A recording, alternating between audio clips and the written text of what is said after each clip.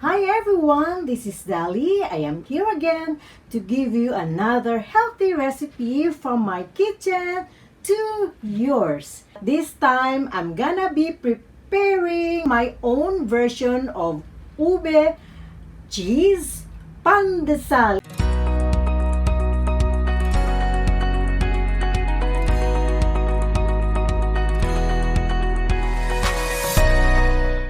All-purpose flour, 400 grams, cake flour, 100 grams, 100 grams of yam powder, water, 200 grams, yeast, 12 grams. You can reduce your yeast if you wanted to ferment it for longer period of time, but this time for presentation purposes, I have increased the measurement of our yeast para mapadali ang ating baking. 100 grams of brown sugar, salt, 6 grams, extra virgin coconut oil, 100 grams, whole eggs, 75 or 80 grams or an equivalent of 2 pieces of eggs. Dough improver, 2 grams, 2 grams of white vinegar for mold inhibitor, pang preserve, because we have to avoid using preservative. Ube essence, 2 to 3 drops of this. For the filling, the highlight of our Ube Cheese Pandesal is our purple-yam. Mozzarella cheese, very low in sodium. My own breadcrumbs from my day-old bread. Whole pa, but I'm gonna crush this later. Use the blender later to be able to obtain a very good texture of breadcrumbs. Okay, this time we will start mixing our dough. I have here again my cake mixer. I'm using our dough hook to mix our dough. Our all-purpose flour into the bowl. Cake flour into the bowl as well. Dough improver, salt, mix, ube powder. Now we have to mix our dry ingredients now. That's it. Our water into the dry ingredients. Yeast, brown sugar. Since this is an instant yeast, we can just proceed with the mixing, of course. Mold inhibitor, suka, our white vinegar, eggs, ube extra, 1 or 2 drops. Okay, speed number 1. Okay, time to add our extra virgin coconut oil in 2 portions. Mix again under speed number 1. And add the remaining of the extra virgin coconut oil. If you notice, I'm really fond of using extra virgin coconut oil because this is healthy. It's really good for those who are really watching their cholesterol, but I don't have a health issue. But this is just showing you how good it is for your health. It has also a lot of antioxidants. This time I'm gonna increase the speed into speed number 2.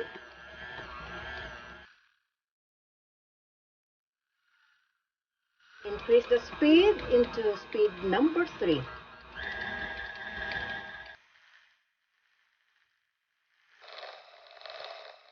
Okay, we're done.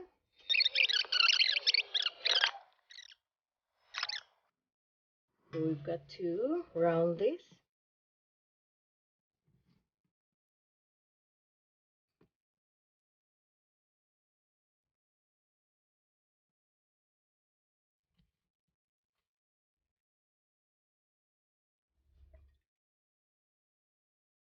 So here we are. This is the product of our first mixing. So we mix it for 10 minutes and then ferment it for 30 minutes. So 30 minutes lang ang waiting time for the fermentation because we have increased the yeast. But then again, if you would like to ferment it for an hour or 2, you can just reduce your yeast into lower grams. So cover.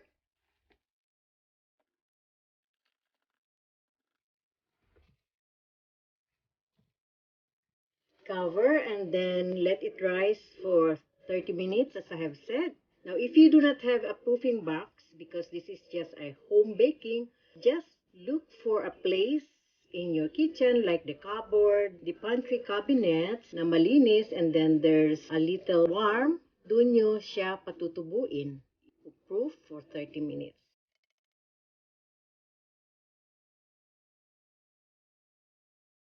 Alright, we're back after 30 minutes of fermentation. So we've got to start the second kneading. This is how our dough looks like. Oh, so beautiful. Start with a low speed first.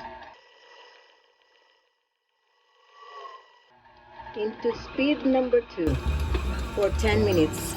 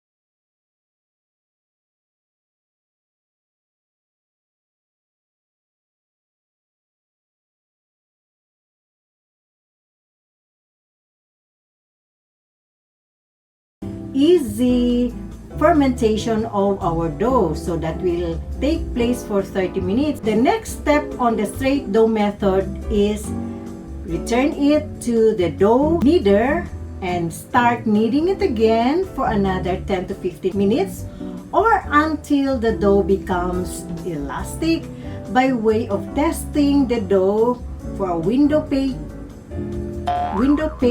check or handkerchief check. If hindi siya napupunit and no more tear on the dough, that's the time that our dough is ready for forming.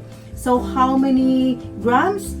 Since this is just a homemade pandesal, I will weigh it for 80 grams. And if you intend to sell the Ube Cheese Pandesal, you can have it at 50 grams. Why I'm using grams? Because it would be easier for you to come up with a costing. Next time, I will give you a bakery management lesson. I'm gonna prepare my lesson plan and I promise to give you a little lecture on bakery management and baker's formulary, okay?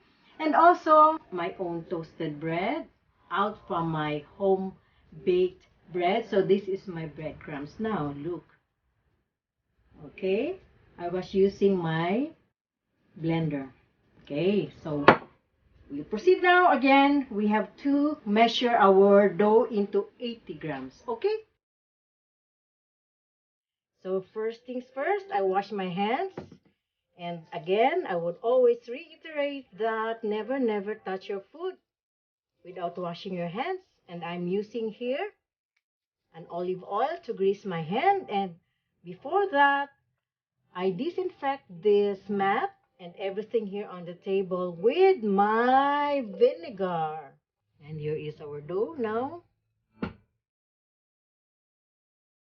Very nice one. Look at that.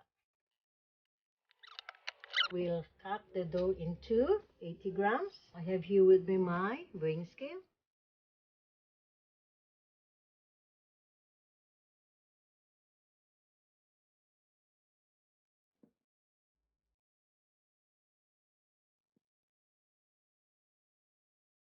Two doughs at a time.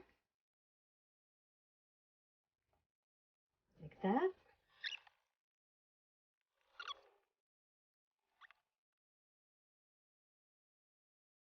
Here.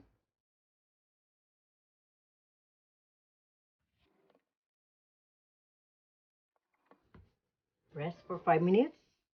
Over. 10 minutes is up. Now we can start filling our dough. Yay, hey, hey.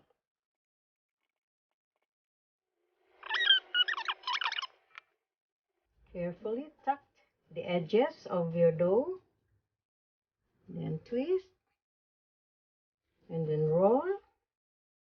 Like that. Very gentle.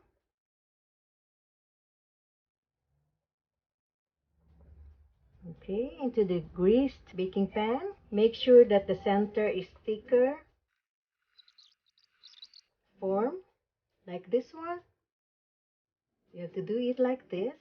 Very gentle, soft touch, like going this way. Like that. Okay? Or you can do it like that.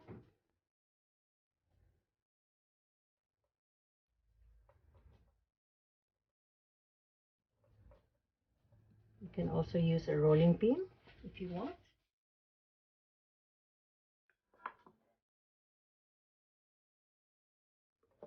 Rolling pin is better.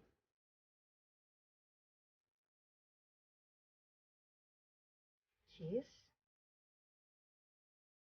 Then tuck the edges. Make sure that no spillage. Okay, twist. And then roll. Very gentle like this. If hindi pa kayo sanay sa ganon, so pwedeng ganon ang gamitin yung method. Look for this one. Like that. Look.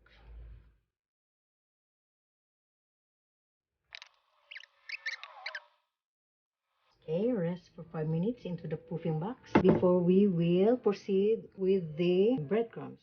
So this is how it looks. So we're back after resting the dough for 5 minutes into the puffing box. So this time, lalagay na natin ang ating breadcrumbs. Down, then up. Just be very careful because our dough is very delicate. It's very soft.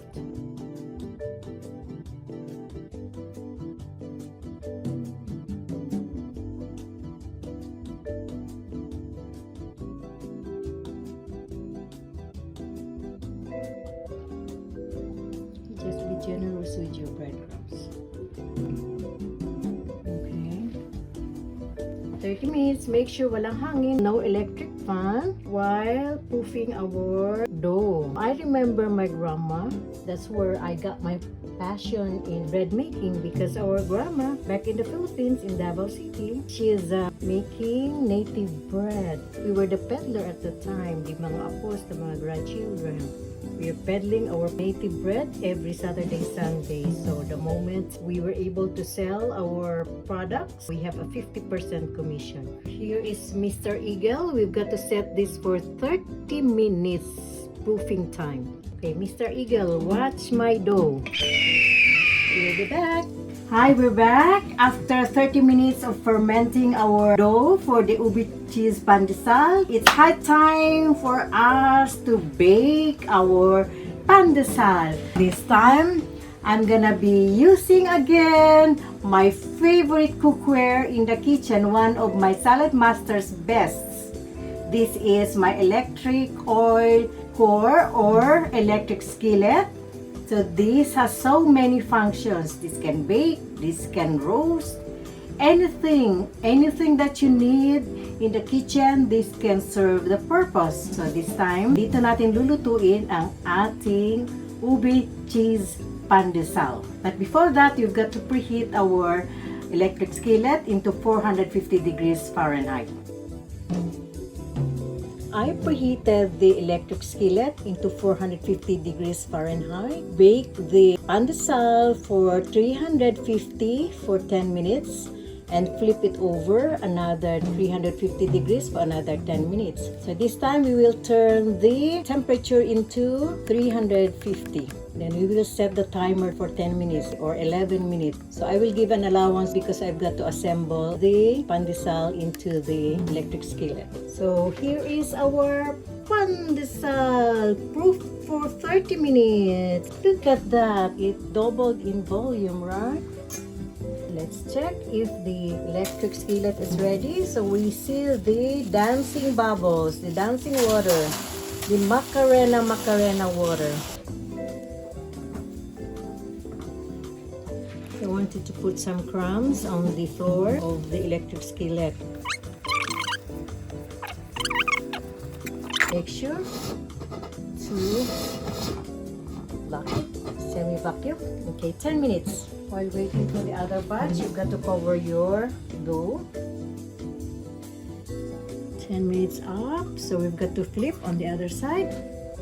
Smells delicious.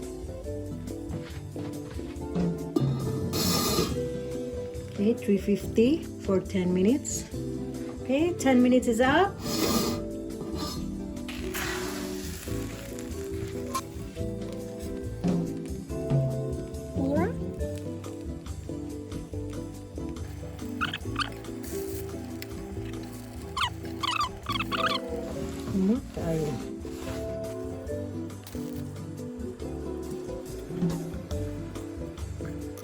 Mix up.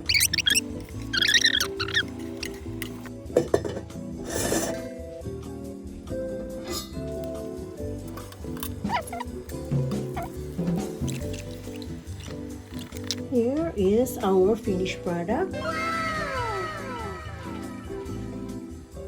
Here you go. Ang ganda. See?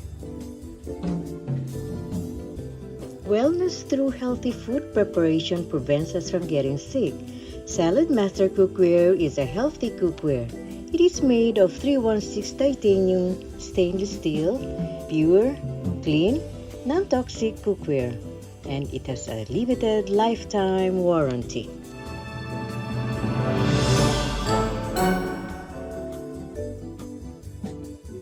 Okay, nandito na tayo. Luto na ang ating Ube Cheese Pandesal. So, if you notice, ganito ang ating finished product dahil nga gumamit tayo ng electric skillet and then it's properly baked. Lalo na ang cheese, lalo na ang ube. Grab the recipe na nasa video. If you have SaladMaster, that's very good because this is a very healthy cookware. Away from any carcinogenic material, this is made of 316 titanium, which is very safe to human body. This is a lifetime investment and this is good for the whole family that you can give a very nutritious, very healthy food and very durable because this will last a lifetime and it has a lifetime limited warranty. Okay, so without so much daldal, tikiman time na kasi talagang I'm drooling. Really smells good. So I'm supposed to use vegetarian cheese pero naubusan tayo sa refrigerator. So what is available is just the mozzarella cheese but this is organic. Look at the cheese.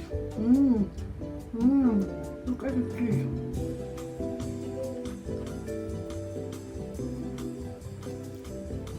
Oh, it's perfect. It's not too sweet, not even oily because this is a home-cooked ube jam. And look at the cheese. Oh my.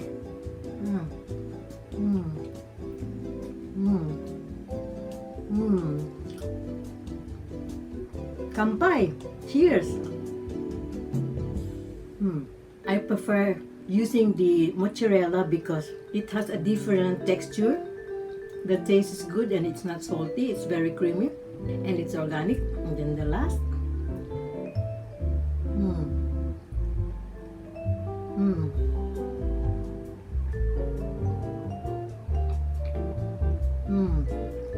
And I am a full-blooded Filipino. Look at this. This is my shirt at the back. Very Filipino. One more.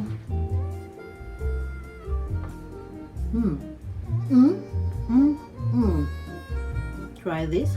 Pwedeng pang negosyo. Of course, magandang ihain sa ating table because this is very healthy. The fact that I'm using also extra virgin coconut oil, that makes it the total package of a very wholesome baking.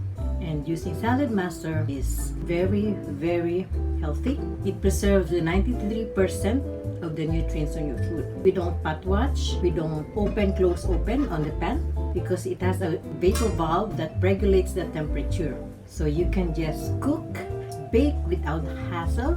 You can just do your thing because the SaladMaster cookwares will do the rest. Okay? From the bottom of my heart, maraming salamat po for watching my TV, for my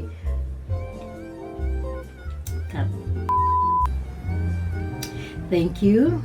And then you are part of the journey on my YouTube. And you are part of the journey on my YouTube. Thank you very much for following and subscribe. Nagsigig mama, naisulod ang baba.